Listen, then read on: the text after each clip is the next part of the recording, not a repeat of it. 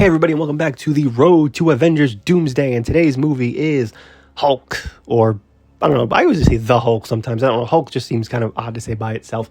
Now, I was thinking about this for a little bit because, again, there are rules with the movies we're reviewing. Basically, everything I've reviewed so far, everybody's had kind of some connection, or will have some connection, I should say, to things in the MCU down the road. I won't go into the specifics here, but basically, the Hulk was kind of an outlier. There's really nothing specific about this Hulk movie that has connected to the MCU proper.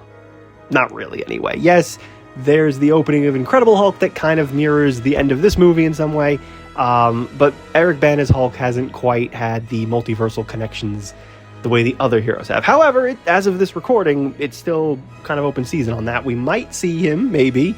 He has been interviewed and been asked if he would come back. He seems kind of on the fence about it. He doesn't seem to want to jump at the chance, or that he seems excited to come back, but you never know. Money talks, and I'm sure with Secret Wars looming in the distance, maybe they are going to do something with the OG characters in a way, maybe to say one final goodbye to them. I don't know if they want to really revisit this particular version of the Hulk. They really haven't done anything with this, like I said, but in some ways it was fun to talk about because deep cut here. What was it?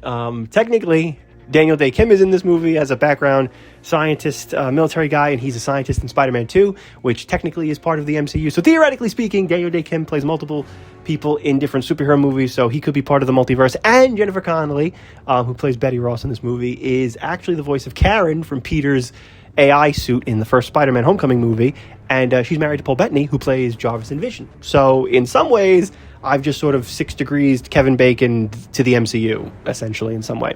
It's very vague, but those are my reasons. Also, I felt like reviewing this just because there's not a lot of Hulk movies by themselves, and we might as well talk about it, because what's the point of skipping about it? This movie is tricky to discuss. This isn't like Daredevil, where it's an outright confused movie, where it's got a million things and it doesn't know how to lay them out.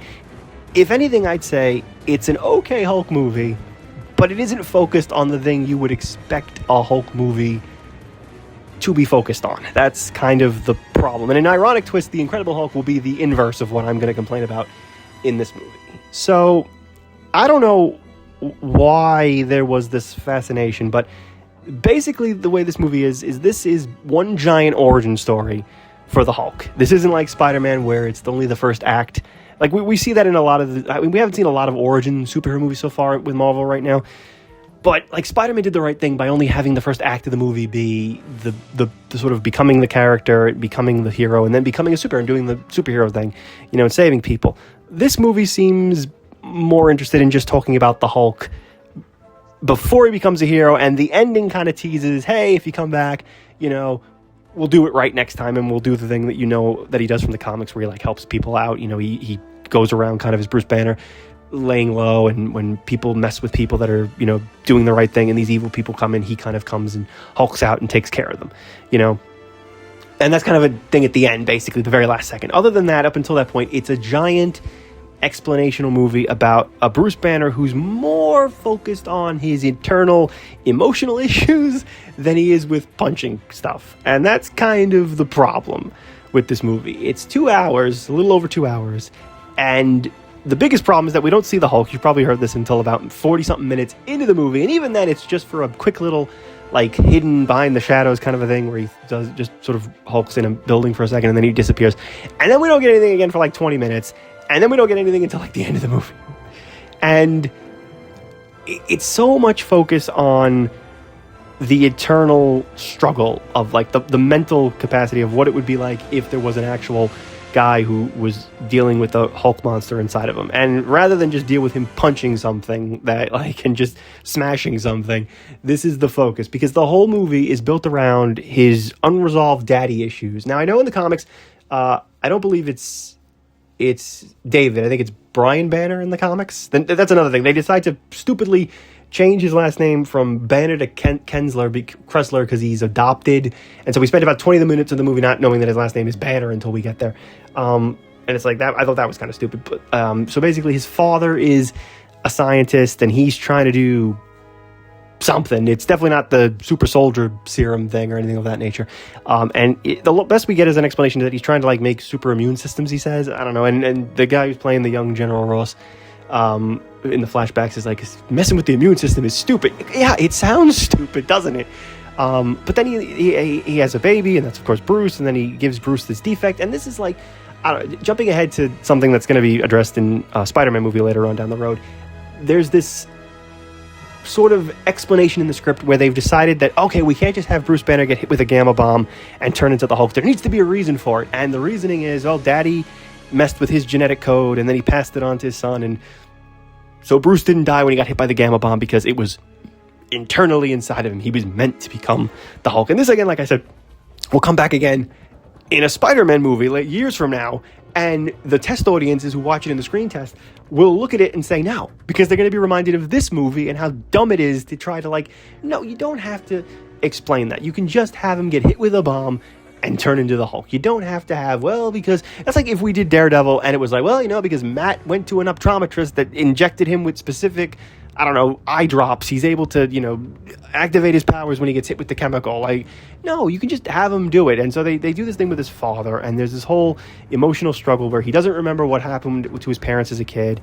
It's very clear that his father murdered his mother while he was trying to murder him, so that the military couldn't use him and stuff. And the biggest thing that I have a problem with is not just that Nick Nolte, who plays his father, is basically unhinged as a, you know, a nut on a closet door that hasn't been, you know, fastened right, but basically the movie doesn't seem to know what his father's motivation is. Like, it seems like he just wants to do science.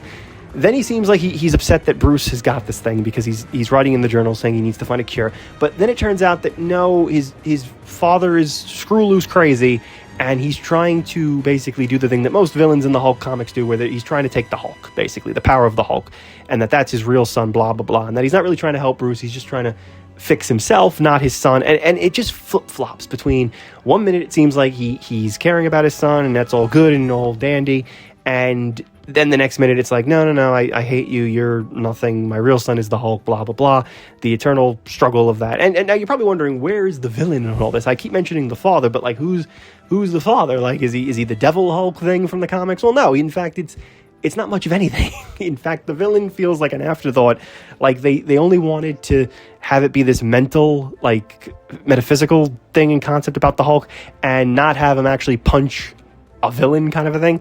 And then it's like the studio came in at the 11th hour and said, no, he's got to punch something, he's got to fight something. And so they basically turned the father into the Absorbing Man and Zat, the electric thing, and that's the villain. Even though he turns into the Absorbing Man at 1 second, and you think, okay, maybe now we're going to get a villain he can punch, but no, then the father kind of just pretends he wants to be arrested and just see him so that he can take the Hulk stuff, and then that's the ending, basically. We get the final battle where there's a punch-out fight, where he fights his father in the rock form thing, and it's a terribly shot fight, by the way, because it's in the dark, it's in this lake with no shot. Also, there's the scene you've probably seen plenty of times on Facebook or YouTube or whatever, where they make fun of it, where the father and him land in the crater, and then for some reason the following shot is the Hulk jumping like 6 miles out to punch him. I mean, he was right next to you. I don't know why you're jumping. And then he goes into the water. He tries to take the Hulk stuff away from him and absorb him because he's the Absorbing Man now. And it doesn't work well or something. He takes some of it. He turns into a giant like snot bubble that came out of my nose when I had the flu back in 92. And then he pops, and that's it. And that's the end of it.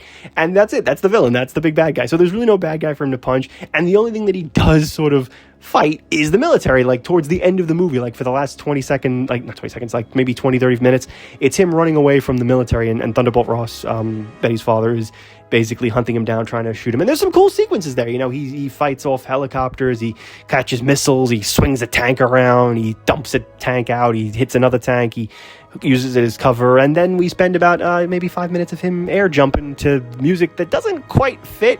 I mean, they got Danny Elfman to do the music again, which, don't get me wrong, Danny Elfman killed it with the Spider-Man soundtrack. Like, that was amazing. But and he does a pretty good job here. But he's added like this, I want to say like Asian culture kind of like vocalizing under the tracks, like chanting in some cases, and it doesn't always fit. Like, he's jumping in the desert. I mean, sometimes it sounds good, but then it like the chanting thing just doesn't really quite fit the character. I mean, this is a guy that rips things apart and kills things. The music should be more bombastic, and in some cases it is, and then in other cases it's kind of too like light, I guess, but that's the duality. Also, take a shot every time the film stops and shows tree foliage, like algae growing on trees, or like rocks growing on trees, or like mold growing on trees. There's a ton of that. I don't know what that's supposed to emulate. I guess it's like symbolic, like trees are like these big things, and there's like this eternal thing coming out of them, and that's like Bruce's anger coming out. I don't know. And then you've got Eric Bana, who's not doing a bad job. And this was like one of his first big movies that he was in before. Like not that Eric Bana was in like a million things, but this is like with the start of his career, got really popular. He's doing a good job for the most part, but for whatever reason, whenever he gets into like Hulk form, and I don't know if this is like maybe a reference to the Bill Bixby TV show or something, because I've never really seen that all the way through. But he gets like kind of Batman voice angry, if that makes sense, where like instead of just getting hit and the adrenaline spikes and that's the end of it, he kind of does this thing like where he wants to spit out the anger or something, and so he'll like grit his teeth and go, I just don't know what I'm gonna do. And it's like the precursor to Batman, like Christian Bale's Batman voice, like where were the other drugs going? Like I don't know if that's I don't know why they did that. They should have just made him Hulk out and that would be the end of it. So that's kind of the problem. Like most of the movie is this spectral kind of focus on the physiology of the Hulk and his relationship with Betty and her relationship with her father and this whole backstory, like I said, with his parents and stuff. And that's, it's not a bad thing to kind of delve into, but I feel like this is something that maybe like a Hulk sequel should have delved into, like down the road, like learning that his father was alive and that he had issues, and that I wouldn't have connected it at all to that. Or they should have just crapped the father out completely and just done a straight up, okay, it's the military wants the Hulk for soldier purposes, which they barely hint at some points. Like the military kind of doesn't want him, wants him, doesn't want him, because there's a character played by Josh Lucas who seems to go around the general's back to try to get a piece of Bruce so that he can make the other things, but that kind of gets faded away real fast, and then they just kind of want to kill him, which is not what usually happens in the comics. They usually want him so that they can slice him into pieces and make more of them and make it an army thing. So that's a little weird, I guess. I would have just focused on the military. Like, it should have just been that. It should have just been he becomes the Hulk, and that's it. And Betty's father wants him. The university works for his division of the military assets. They find the Hulk. They want things like him with the healing ability and the power and stuff. And that should have been the end of it, really. And that could have been it. Just him fighting the military, even if you didn't really need to have a big villain. Although, honestly, it probably would have made more sense if another character had gotten hit by the gamma bomb and it turned into a Hulk monster. In fact, you probably thought maybe Josh Lucas was going to be that character, because he shows up as like sort of the boyfriend rival, but he's just sort of there and pops up once or twice, and then he's dispatched of, and that's the end of him, and that doesn't go anywhere, really. So plot-wise, it's kind of what you would not expect from a Hulk movie. I mean, it's interesting, definitely interesting, but if you expect the Hulk to like smash something and like beat something up and fight a giant like gamma monster, you ain't getting that here. You're getting him fighting a couple of dogs for 2 seconds, and that's basically the extent of it. Everything else, it's more of like a more introspectual look at what the Hulk would be like. Visually, it's kind of hit and miss. Sometimes I think it looks good, and then other times it kind of looks cartoonish. I think he's a bit too green. There was a lot of jokes when he first came out that he looked a bit like Shrek on steroids. Sometimes I think the green is just a little too bright green, and it kind of stands out with like the colors in like normal shots. But then other times he's got like a decent like brown, like I wouldn't say brown green, but like a darker green, and he looks kind of okay. The facial features are pretty good. Ang Lee the director, he did most of the mocap, and you could tell like it's a guy doing mocap in some cases. The way he screams, the way he looks at things or analyzes things or pokes, you could tell it was a person doing that. So even for early like 2000, this still looks pretty good for motion capture. Just sometimes when he's like transforming, it gets a little cheesy.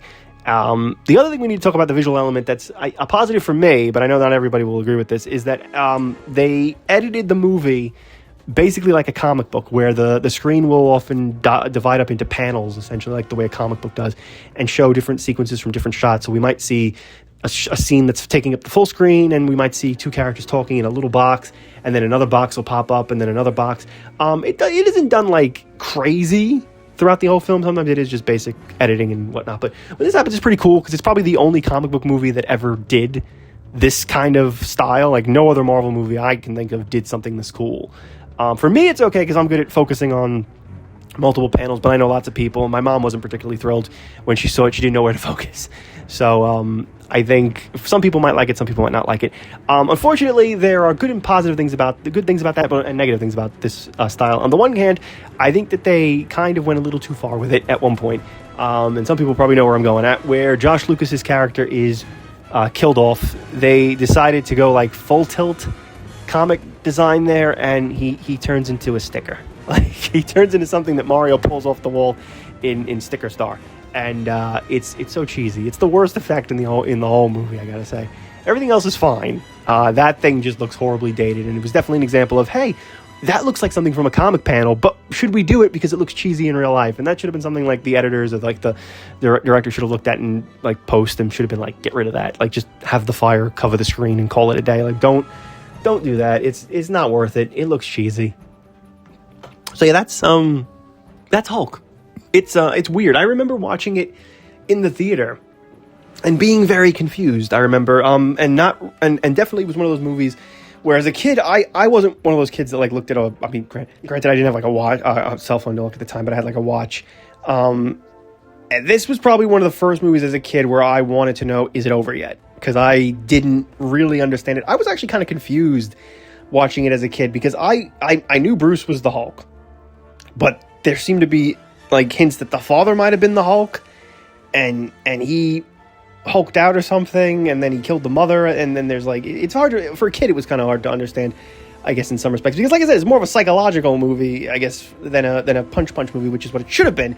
And you also gotta remember, I'm expecting this to be kind of like Spider-Man, and Spider-Man was so easy to follow, and like I said, so perfect even for a kid or an adult or anything, and yet the Hulk was like night and day. And I remember like when they got to the end, when it's the part where he's talking to the father, and the father like freaks out and turns into the weird Zat thing and the rock monster from Neverending Story, and I just thought, God, is it over?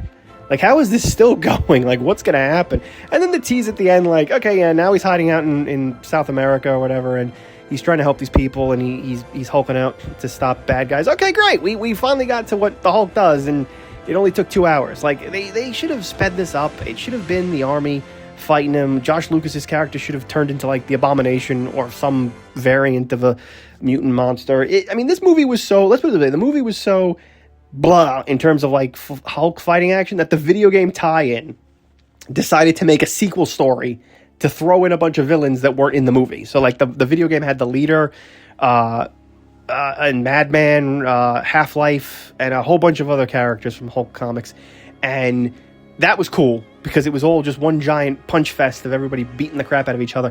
And I can see why they did that, because I mean, there's really nothing here that, like, what would you have taken from this movie and been like, yeah, what would be a good scene?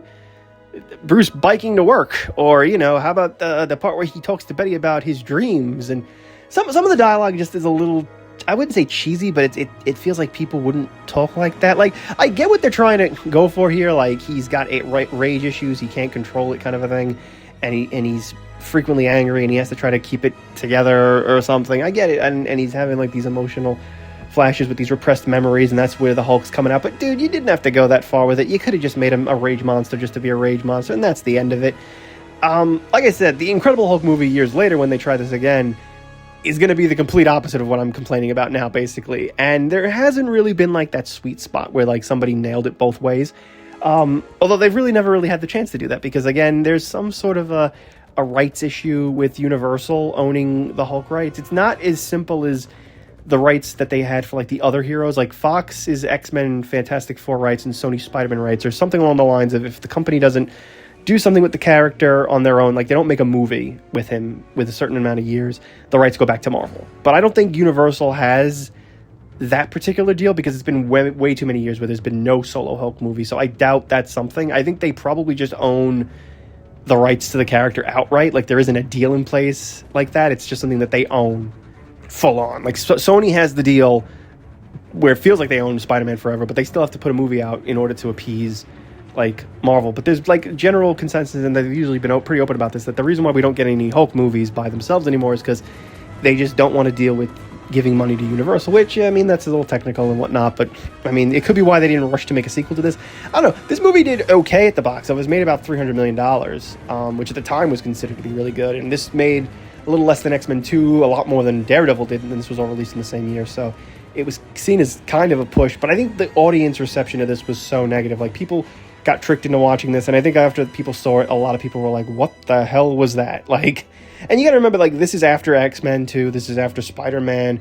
You know, everybody's kind of like, well, Marvel's had a couple of big hits with their big players. You know, Daredevil kind of got shoved under the rug, kind of, because it was like, well, Daredevil's not the most popular hero they've got, but Spider-Man is, and the X-Men are, and they're killing it, and the Hulk was super popular, and it's like, well, his movie didn't quite land as gracefully as it could have. But yeah, just it's, should you watch this one?